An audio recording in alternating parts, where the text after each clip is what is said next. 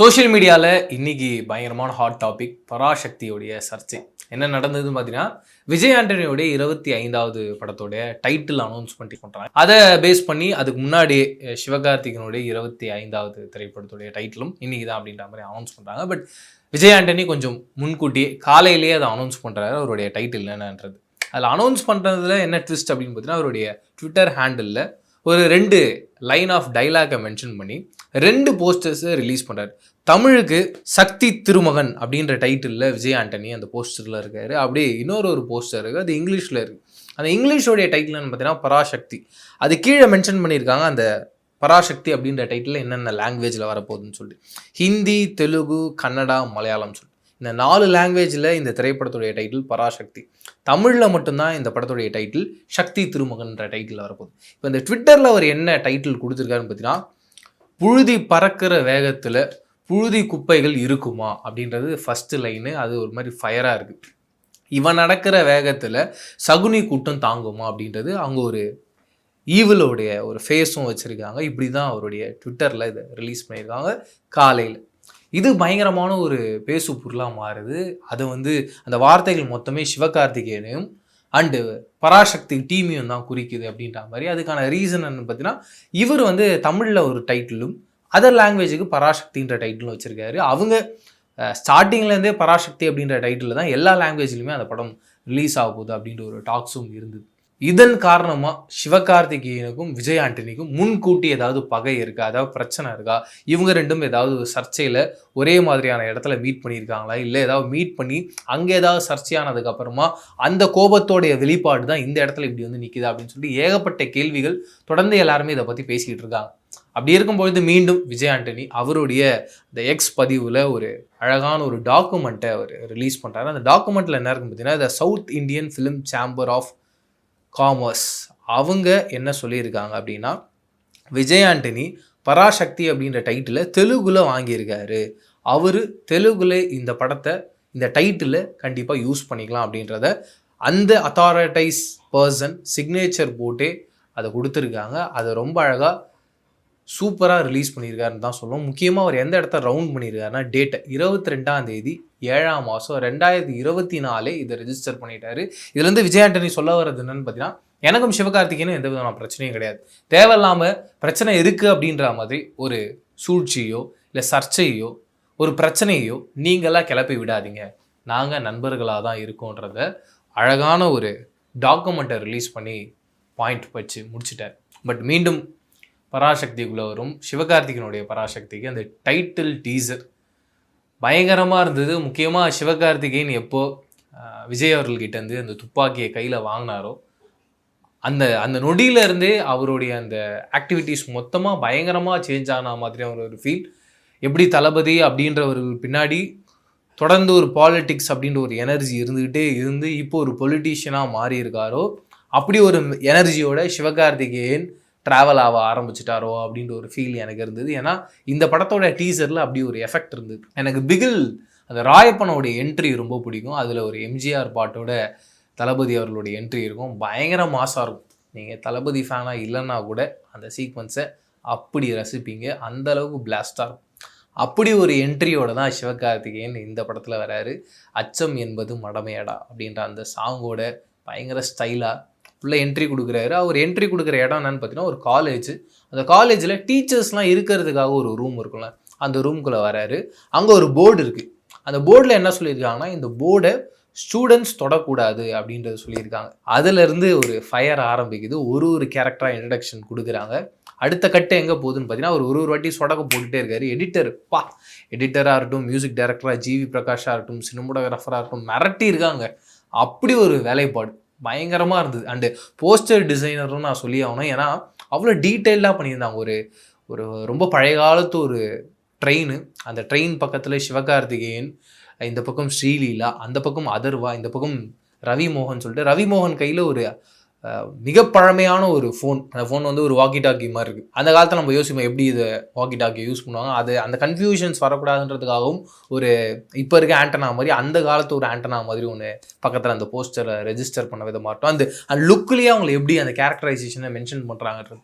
ஏன்னா ரவி மோகனுடைய லுக்கை பார்க்கும்போது ஒரு ஹிட்லருக்கான ஒரு ட்ரெஸ்ஸிங் ஸ்டைல் ஒன்று இருக்கும்ல, அப்படி ஒரு ட்ரெஸ்ஸிங் ஸ்டைலை கொடுத்து அவருடைய ஹேர் ஸ்டைலே பயங்கர டிஃப்ரெண்ட்டாக கொடுத்து அவரை பார்க்கும்போது கடுமையான கோவத்தில் சிவகார்த்திகேயன் மேலே இருக்கார் அப்படின்றதுல ரொம்ப அழகாக அவங்க ரெஜிஸ்டர் பண்ணிட்டு போகிறாங்க.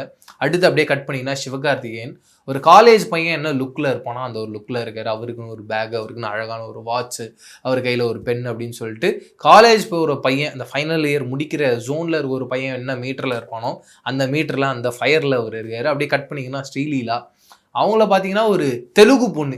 அவங்க எவ்வளோ அழகாக அந்த கேரக்டரை ரெஜிஸ்டர் பண்ணாங்கன்னா இந்த டீசர்லேருந்து நான் மறுபடியும் வரேனே அதர்வாவுடைய கேரக்டரோடைய இன்ட்ரடக்ஷன் கொடுக்குறாங்க.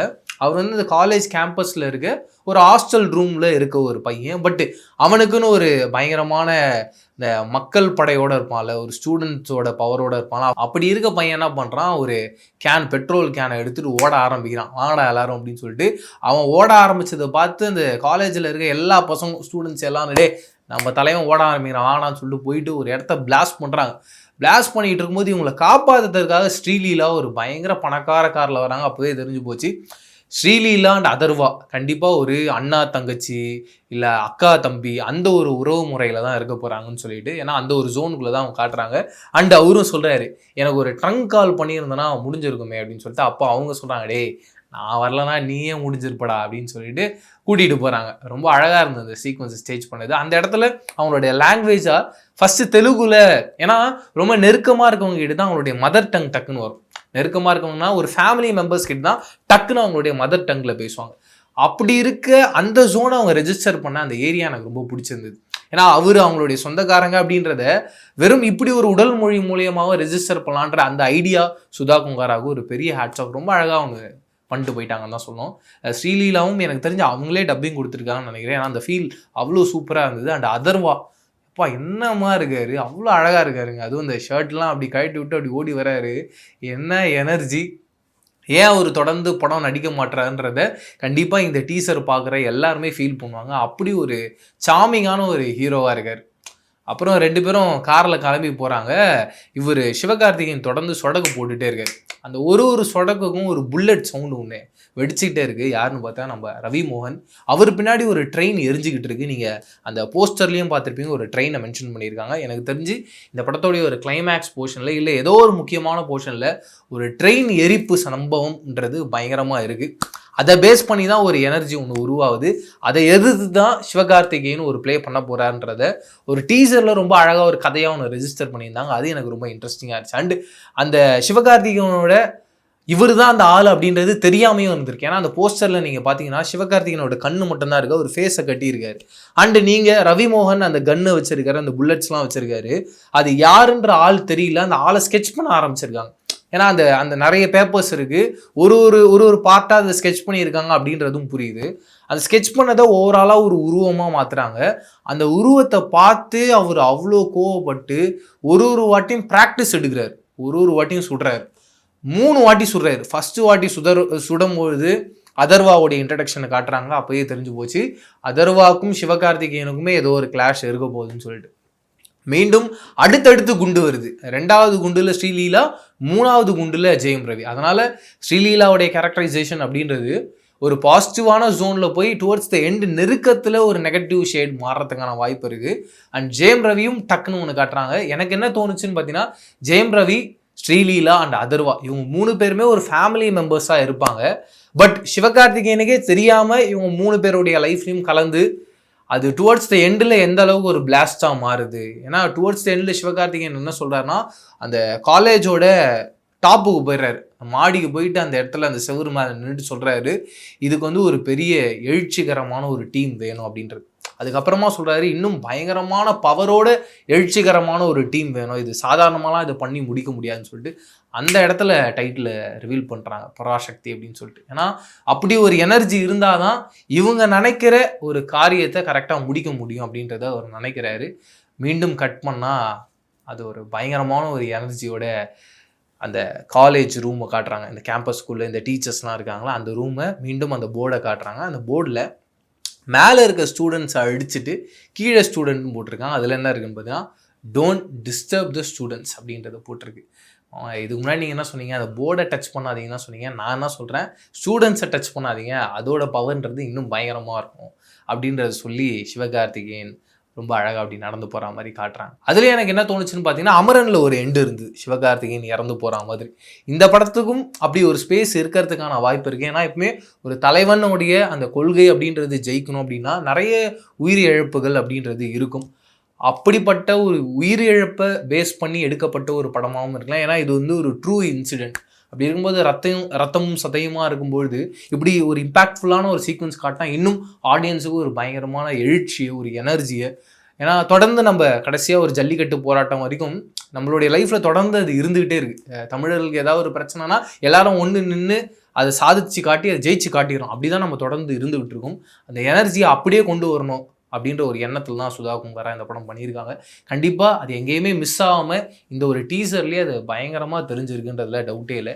நான் பயங்கரமாக இதை என்ஜாய் பண்ணேன். கண்டிப்பாக சிவகார்த்திகேயன் எப்போ அந்த துப்பாக்கியை வாங்கினாரோ அடுத்த தளபதி அவர் அப்படி இப்படின்லாம் சொல்கிறாங்கல்ல, அதுக்கு ரொம்ப சரியான ஒரு ஆளாக அவரை ப்ரூவ் பண்ணிக்கிட்டே வர்றாரு. அப்படி ஒரு கரெக்டான கதைகளை அவர் செலக்ட் பண்ணிக்கிட்டே வர்றாரு அப்படின்றதான் எனக்கு இந்த ஒரு டீசர் பார்க்கும்போது ரொம்ப தெளிவாக புரிஞ்சுது.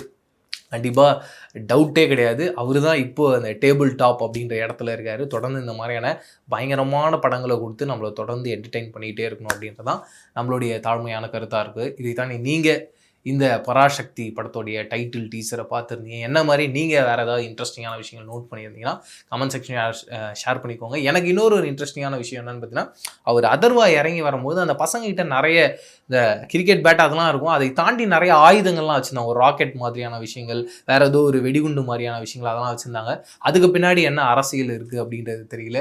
அதையும் இந்த படத்தில் பயங்கர டீட்டெயிலாக காட்டுவாங்கன்ற மாதிரி நான் எதிர்பார்க்குறேன். நிறைய விஷயங்கள் சுதா குங்கரா ரொம்ப ஹிடன் லேயராக, பட் ஆடியன்ஸ்க்கு என்ன சொல்லணுமோ ரொம்ப கரெக்டாக சொல்லியிருக்காங்க. ஒரு பெரிய எக்ஸைட்மெண்ட்டோட தான் நான் இந்த வீடியோலேருந்து கிளம்புறேன். இதே மாதிரி சூப்பரான அடுத்த வீடியோவில் சந்திக்கிறேன். அதுலேயும் ட்ராபா வச்சுக்கிங்க. நான் பிரவீன் கேஎஸ். பாய்.